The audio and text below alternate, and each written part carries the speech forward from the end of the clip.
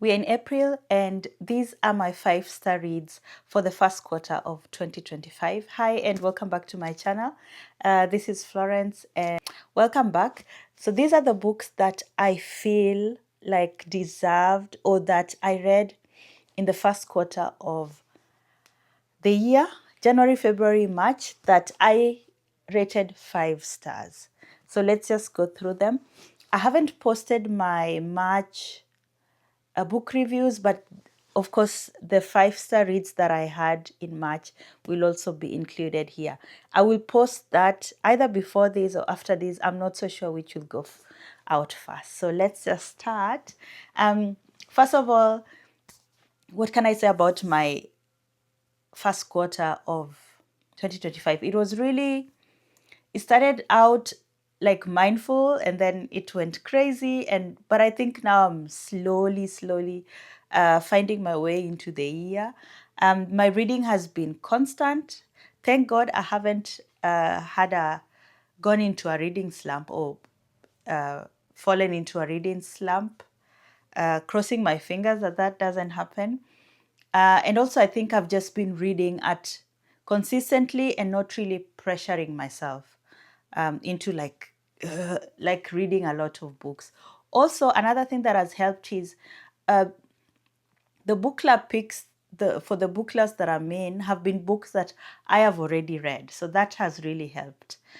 So long ramble, let me start. The first book that I rated as a 5-star read is Pachinko by Min Jin Lee.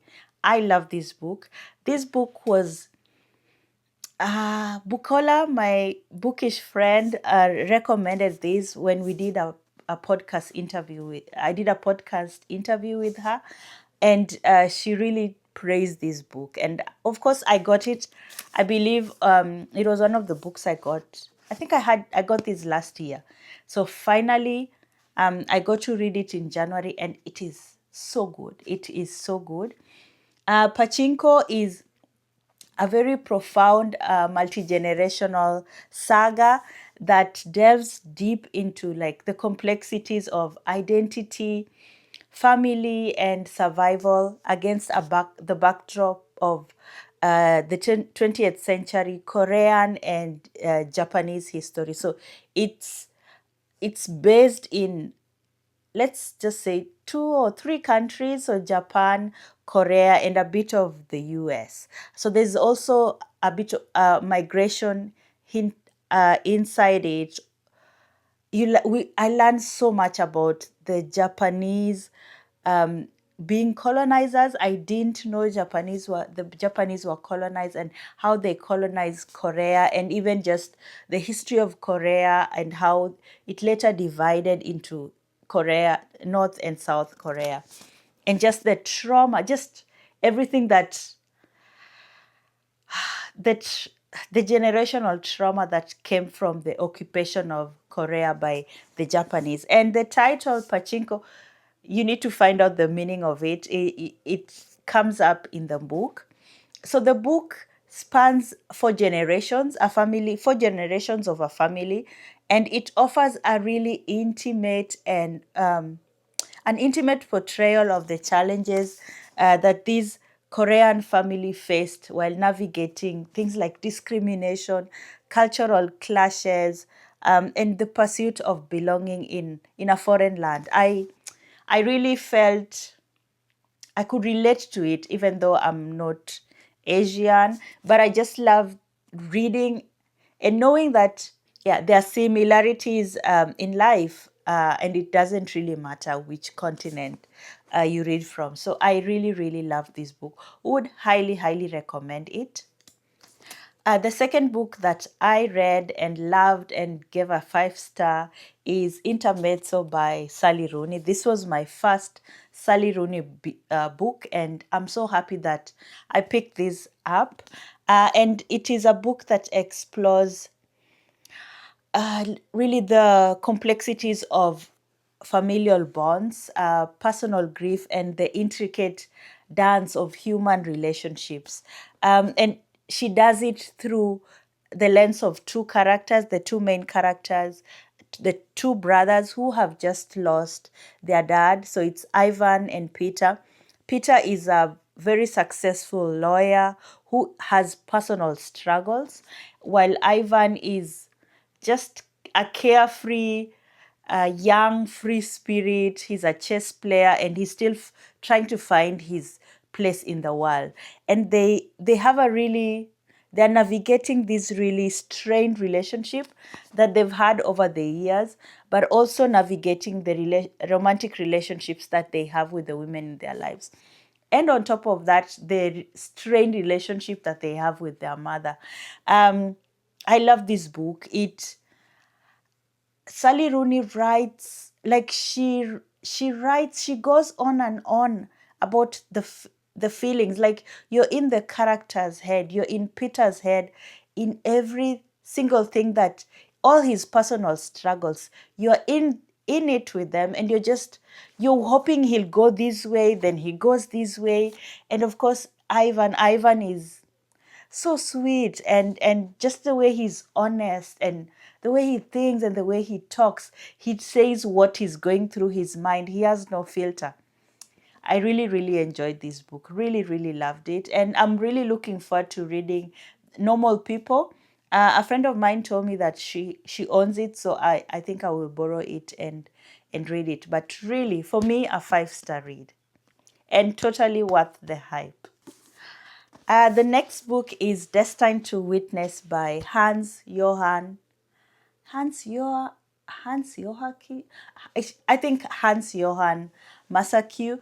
And this is a beautifully, beautifully written memoir that offers a very rare and insightful perspective of how life was in Nazi Germany, growing up in Nazi Germany as a black boy, as a black child. So the author and the amazing author, Hans Johann Massaque, was born in Germany in 1926 to a German mother and a librarian father. His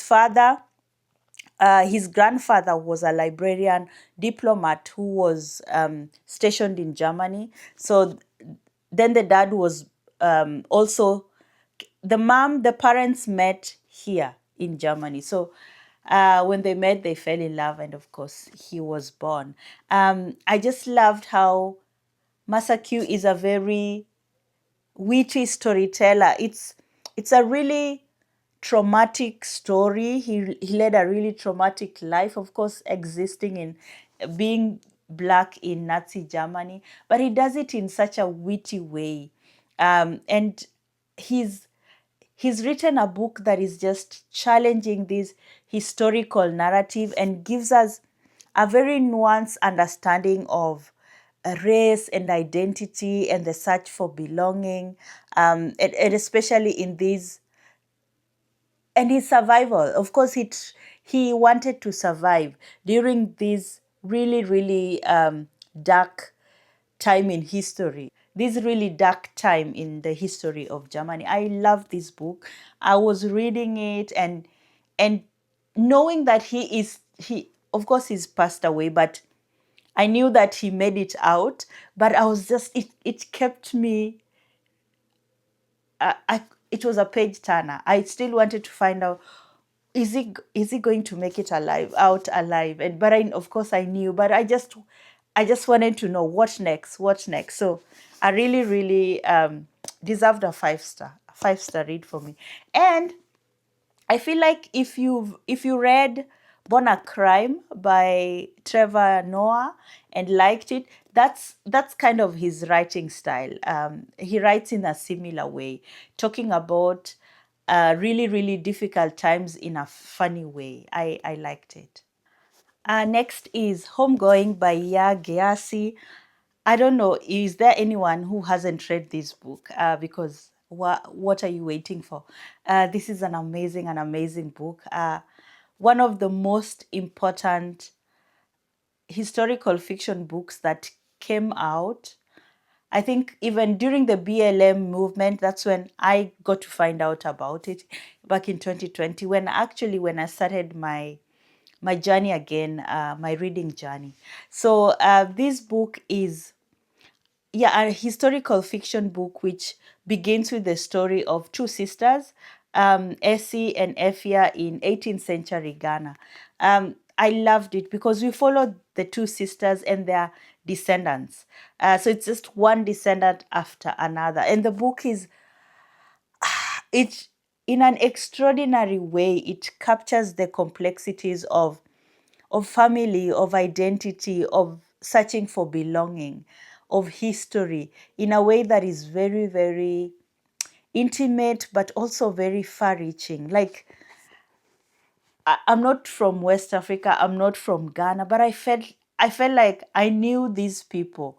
I wanted to find out what happens next when they were now captured as slaves and brought to the US, and just I wanted to know what next, what next, what next.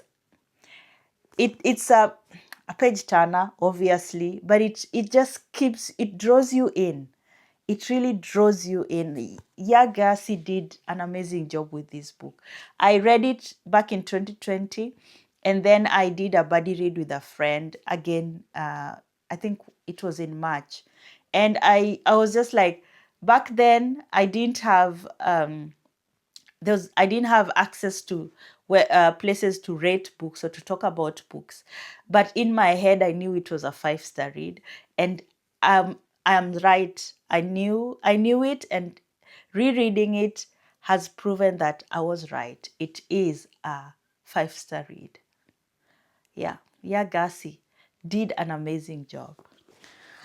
Changes by Ama Ataido. Changes, a love story by Ama Ataido, is a compelling exploration of modern African womanhood, which delves into the themes of marriage, of independence, of finding yourself at like as an African woman, uh, finding yourself while also tackling societal expectations within post-colonial Ghana. So the book is based in Ghana.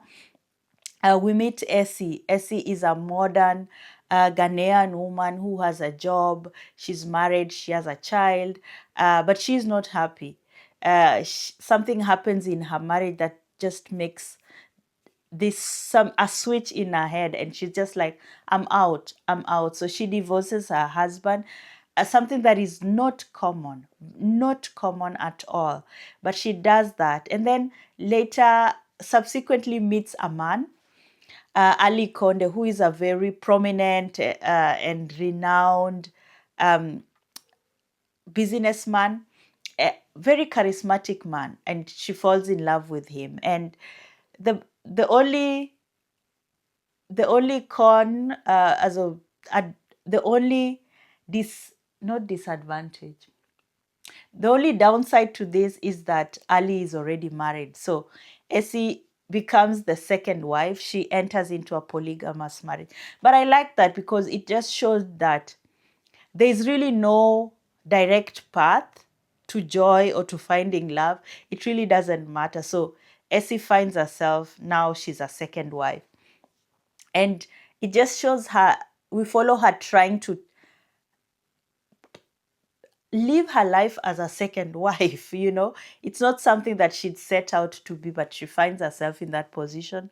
Then I loved how the book I loved how the book offered like it offers us a diverse perspective into women's roles and choices in contemporary African society, while also examining the intersection between tradition and modernity, and really highlighted the challenges women face while trying to balance personal expectations and societal expectations, and their desires and what the society sees as norms. So I love just how, using this really small book, she made us think about these two really important things.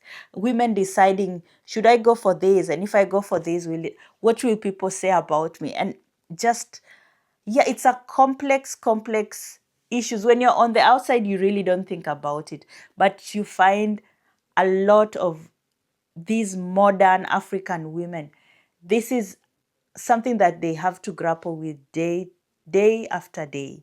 The next 5-star read of mine is Africa is Not a Country, Breaking Stereotypes of Modern Africa by Dipo Faloyin.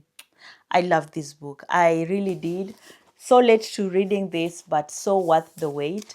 So in this book, Dipo Faloyin, who is a journalist, gives us a very eye-opening and engaging exploration of the African continent.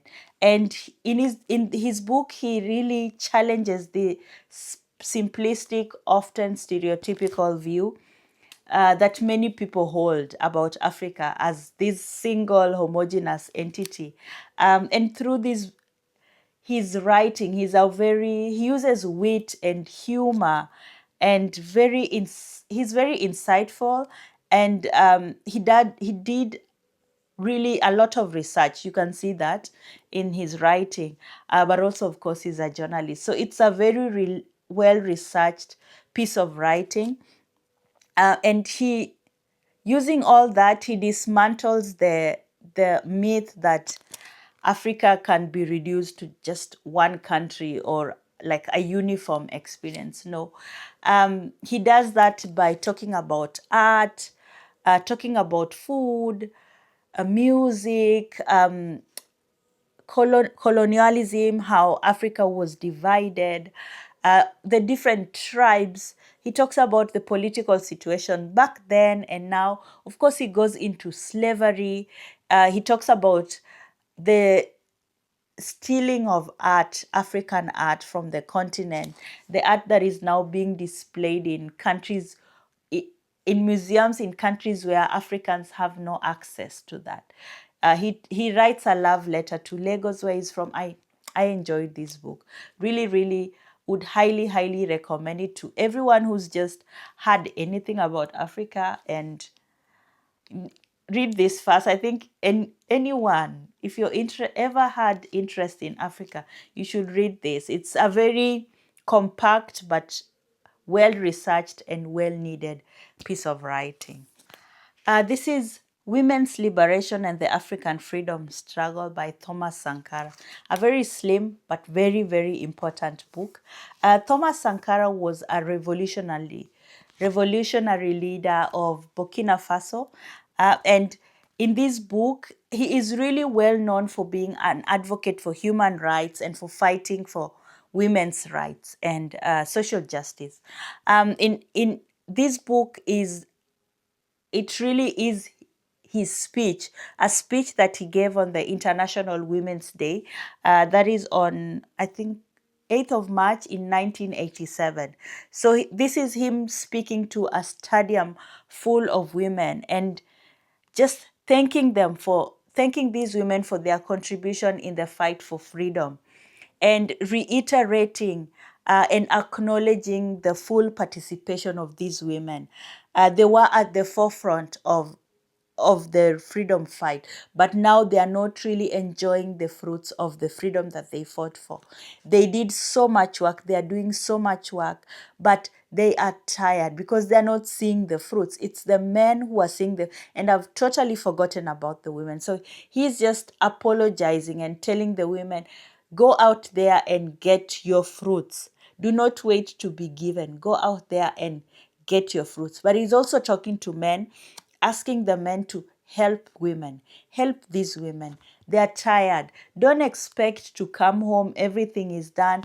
When will these women even have the time or energy to go out and fight for themselves? So he's just really reminding the society of the importance of the women in the fight. And he says there is no freedom of Africa or any country without first freeing women.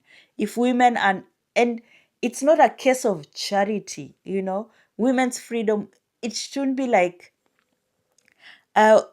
he says, we do not talk of women's emancipation as an act of charity or out of a surge of human compassion. It is a basic necessity for the revolution to triumph.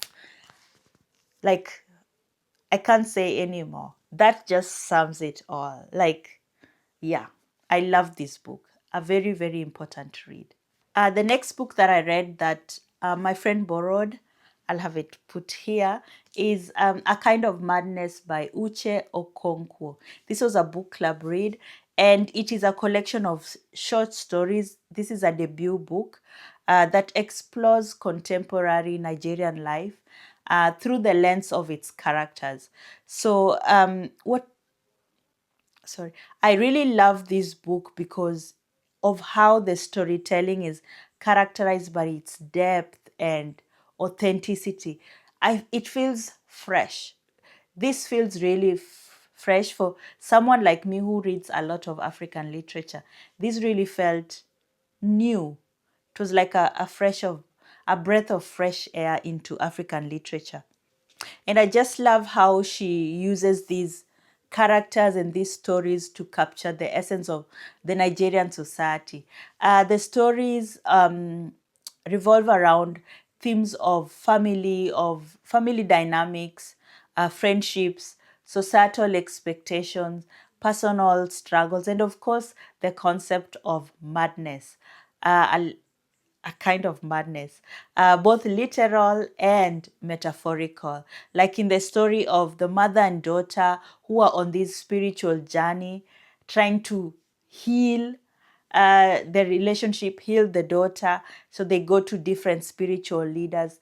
There's a woman trying to marry off the daughter to a man who lives in Belgium so that they can have something in life. I just love simple stories, but with a very significant message. I enjoyed it.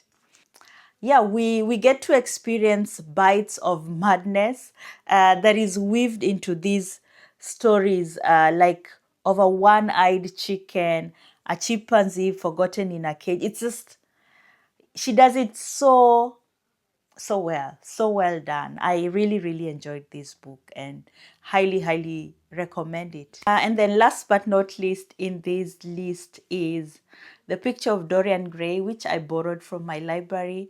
And this is a classic, an English classic by Oscar Wilde. And this book explores myriad interrelationships between art, life, and of course, consequence. And I loved that this book is timeless. It's timeless in the way in which it shows the intersection between these three, between beauty, morality, and the consequences of unchecked hedonism. In this book, which was first published in 1890, we get to meet Dorian Gray, who is this beautiful man. Everyone just sees him and is just enthralled by his beauty. And this artist sees him and decides to paint him. And of course, he gifts him this painting. And this is his portrait. Dorian Gray's portrait ages and deteriorates while he himself stays unchanged. He stays young, he stays beautiful while his painting is deteriorating. Yeah, he remains personally unspoiled, which is a representation of his inner corruption and moral decline. So on the inside, he is declining morally, but on the outside, he is literally unspoiled. And I feel like, in a way, Oscar Wilde was using this book to critique the societal obsession with appearances and the pursuit of pleasure. And this obsession, it really ultimately led to the destruction of Dorian Gray. And I think we can really relate it to life right now, as we are on the pursuit for money and for validation from the outside, for likes and follows and accolades that we can gather. And we forget about our insides. What about the insides? I feel it's so well and beautifully written, but such an important message, such an important reminder. And I can see why this book is a classic. It's not an easy read, so I would say take your time, but it's so worth the effort. Really, really worth the effort. Yeah. So those were my 5-star reads for the first quarter of 2025. Please let me know which books did you read in the first quarter of 2025 that you absolutely loved. I would love to also find out about them, and maybe I could pick up a few. And I hope that maybe I've also inspired you to pick up one of these. Thank you so much for watching. Don't forget to like, comment, and share. And of course, subscribe to the channel. And bye. See you next time.